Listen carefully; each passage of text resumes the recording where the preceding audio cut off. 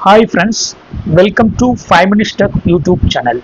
In this video, you will learn how to get your table fan rotated. So let's learn how we can do it. First, go to the back side of your fan. Okay, see here. There will be a knob like this. You have to push it down so that see fan will get rotated from left side to right side or right side to left side. See, so if you would like to lock at any position, yes, you can lock. What you got to do, again go to the back side and just lift. Yes,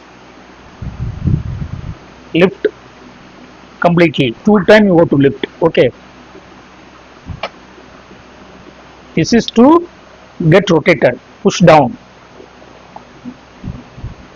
Yes.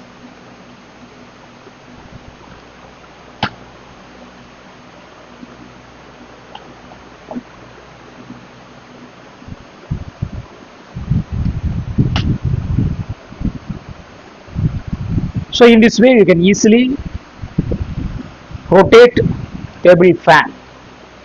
That's all friends. Thanks for watching. Bye.